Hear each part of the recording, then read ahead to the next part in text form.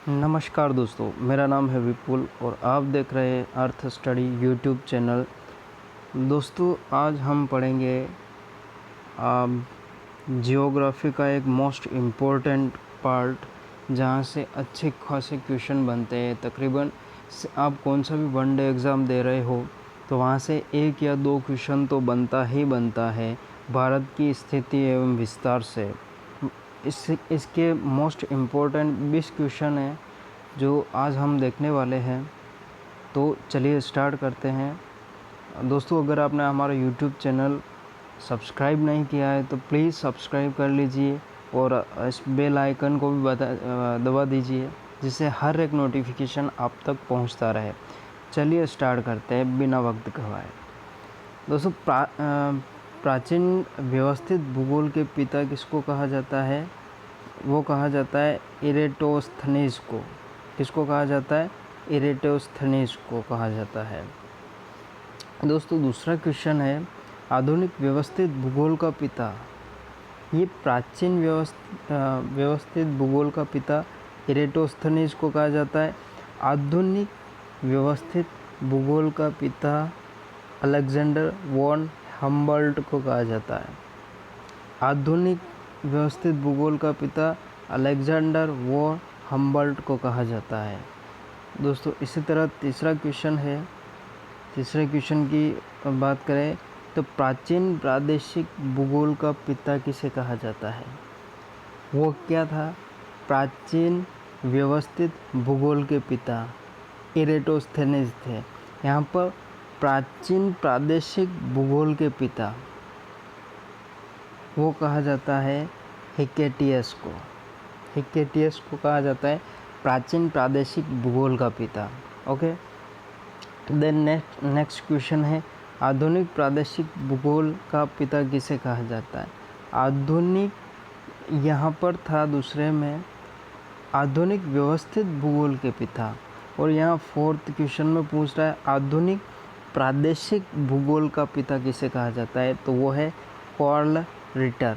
Karl Ritter या Karl Ritter इनको कहा जाता है। अब क्वेश्चन नंबर 5 देखते हैं।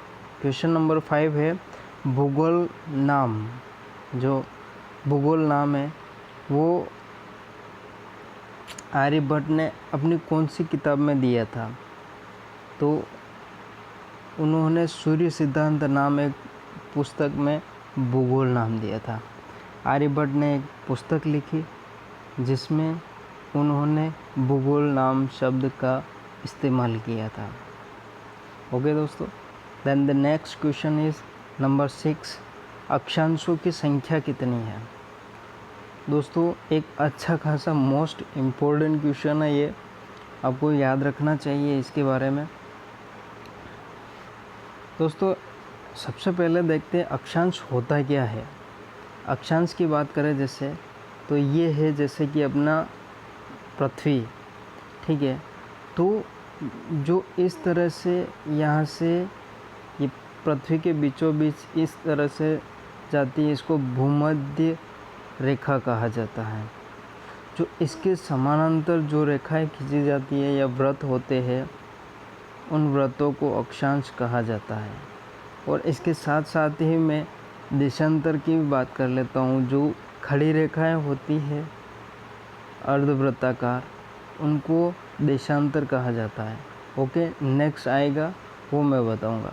जो ये आड़ी रेखाएं है, मतलब जो इस तरह से दो बीच में से भूमध्य रेखा है, ये वाली, इसको कहा जाता है, ये वाली सारी की सारी, ये हो गई, ये हो गई, ये हो गई, ये हो गई, ये सारी की सारी सॉरी, ये सारी की सारी रेखाएं क्या कहलाती है?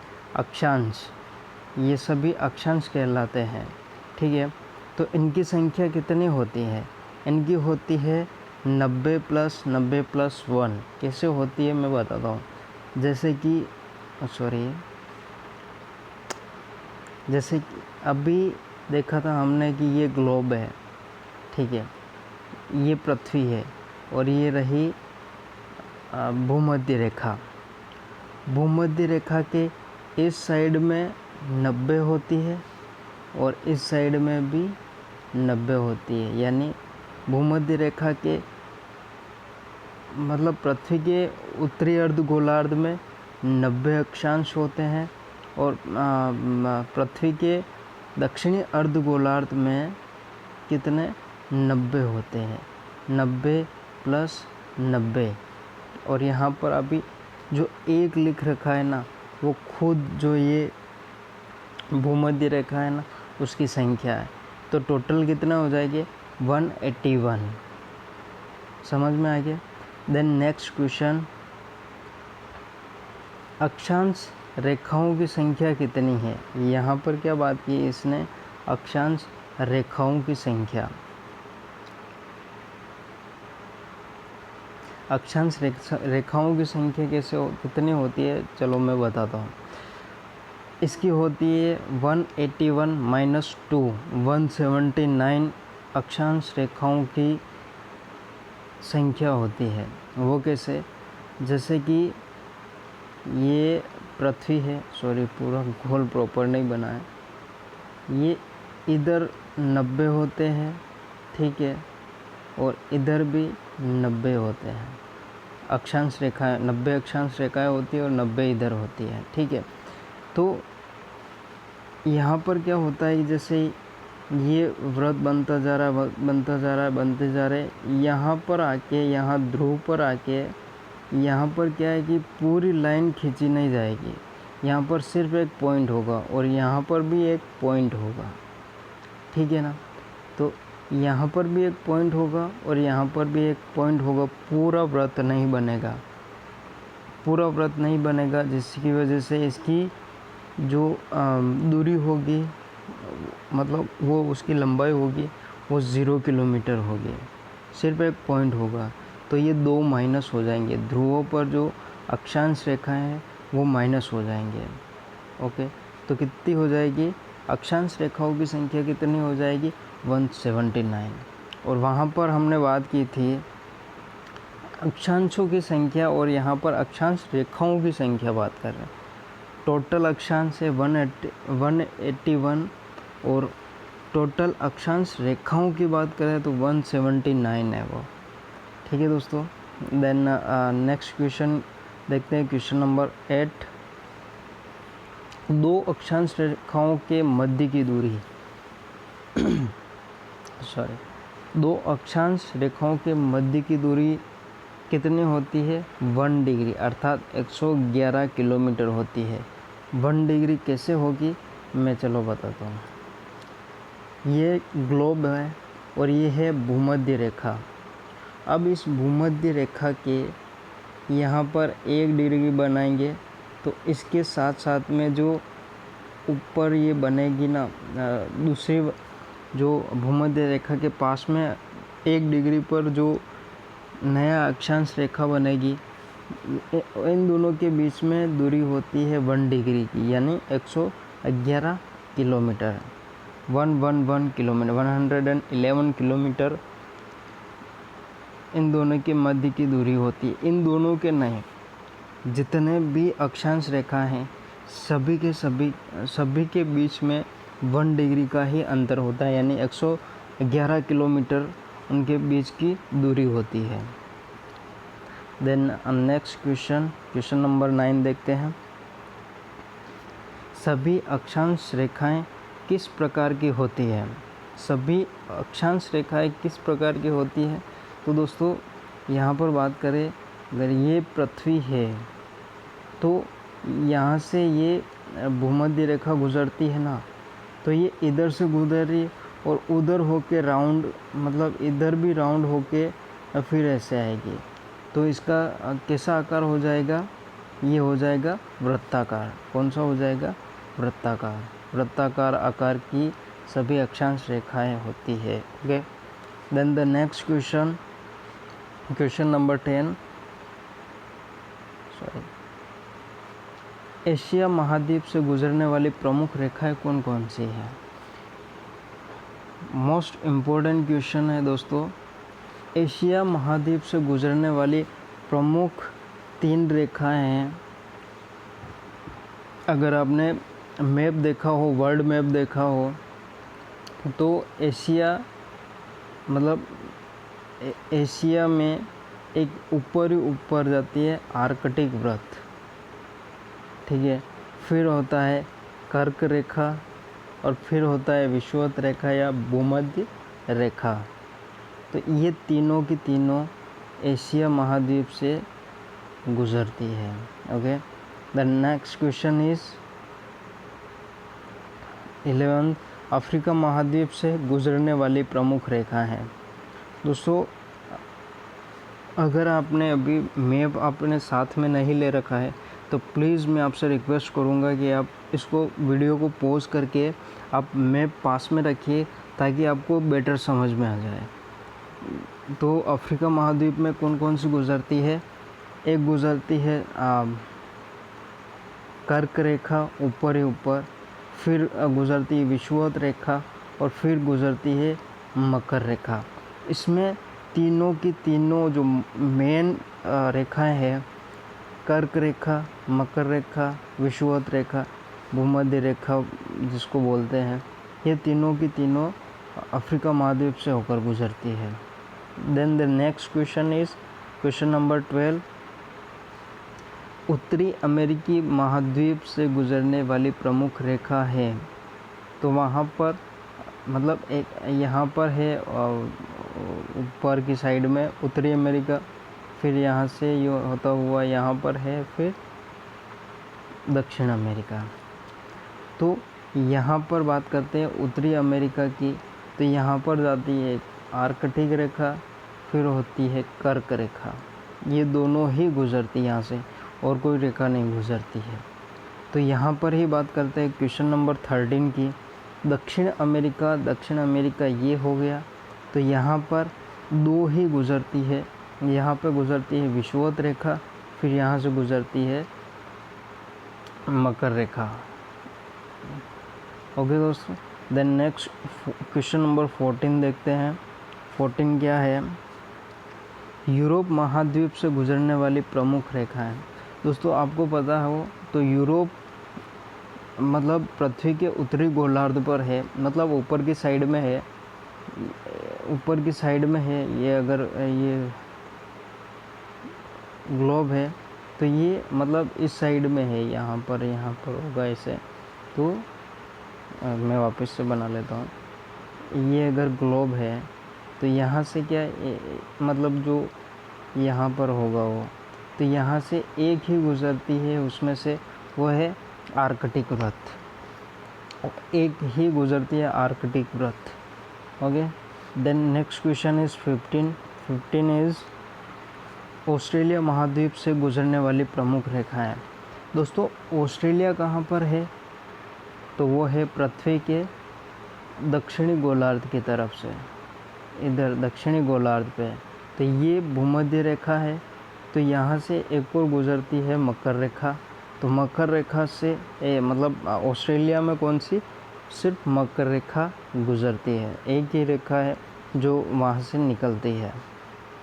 Then the next question is 16, question number 16, देशांतर रेखाओं की संख्या। दोस्तों, आपसे मैंने बात की थी कि अक्षांश रेखाएं कौन सी होती है और देशांतर रेखाएं कौन सी होती है, तो मैं आपको वापस बता देता हूँ। दोस्तों, जो इस तरह से खींची जाती है वो होती है अक्षांश रेखाएं, और ऊपर से खींची जाती है ना इस तरह से, वो होती है देशांतर रेखाएं। ओके, तो ये अगर ग्लोब है और इसमें यहाँ से इस तरह से रेखाएं खींची जाएगी, तो दोस्तों इन रेखाओं की संख्या कितनी होगी? तो इन रेखाओं की संख्या होगी 360 रेखाएं होती है। ओके, ये होती है 360 रेखाएं। Then the next question is question number 17, सभी देशांतर रेखाएं किस प्रकार की होती है? उनका आकार पूछ रहे हैं।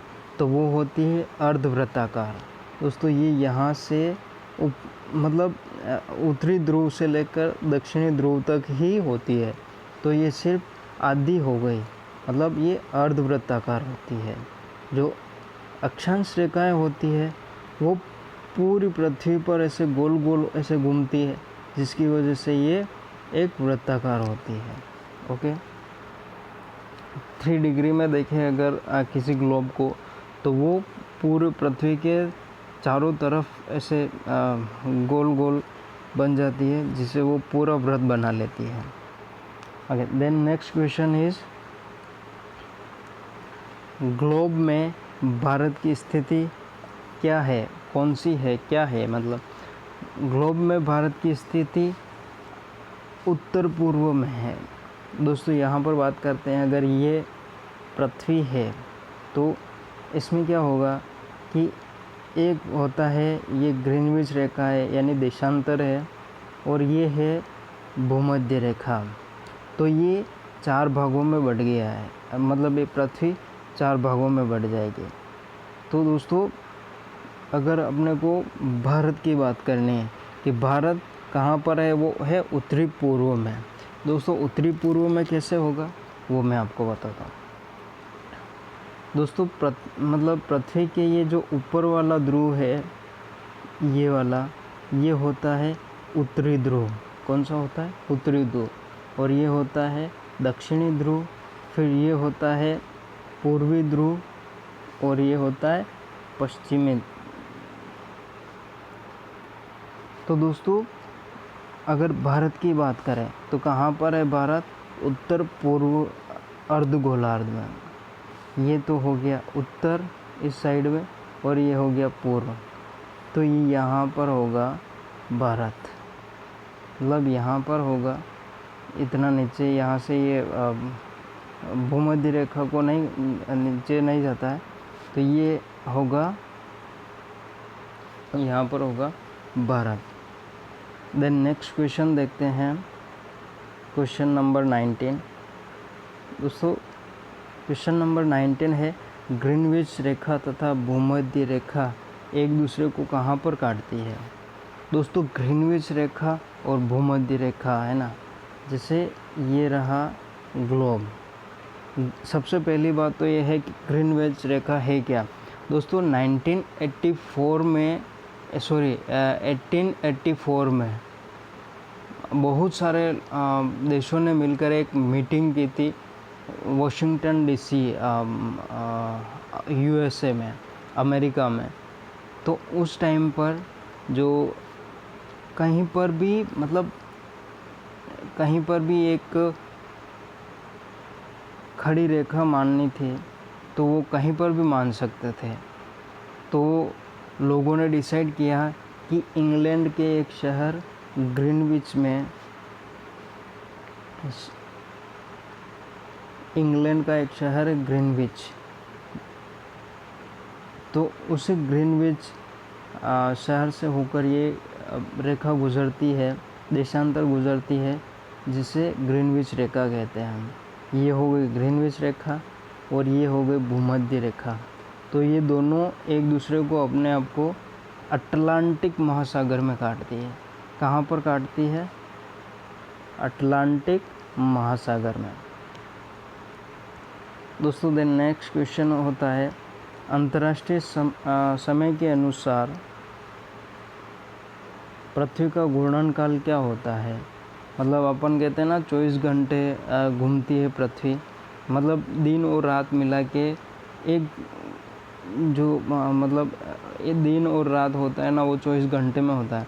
एक्चुअल में वो 24 घंटे में नहीं होता है, वो 23 घंटे 56 मिनट 4 सेकंड में होता है। कितने में होता है? 23 घंटे 56 मिनट 4 सेकंड एग्जैक्ट टाइम रहता है ये, मतलब अंतर्राष्ट्रीय समय के अनुसार। अपने मतलब अपने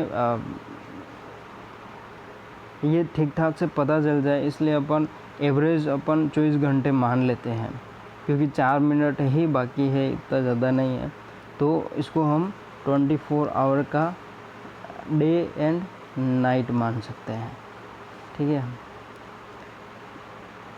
तो दोस्तों लास्ट में मैं एक और बात कहूँगा कि अगर आपने हमारा यूट्यूब चैनल सब्सक्राइब नहीं किया है तो प्लीज़ प्लीज़ प्लीज़ कर लीजिएगा, और अपने दोस्तों को भी शेयर करिएगा इसको, और दोस्तों इंस्टाग्राम टेलीग्राम ग्रुप भी ज्वाइन कर सकते हैं हमारे साथ। वहाँ पर हम जो ये आप वीडियो देख रहे हैं उसकी PDF भी मिल जाएगी वहाँ से। तो प्लीज़ हमें इंस्टाग्राम टेलीग्राम फेसबुक जहाँ पर भी आप आप हमें ज़रूर से फॉलो करें।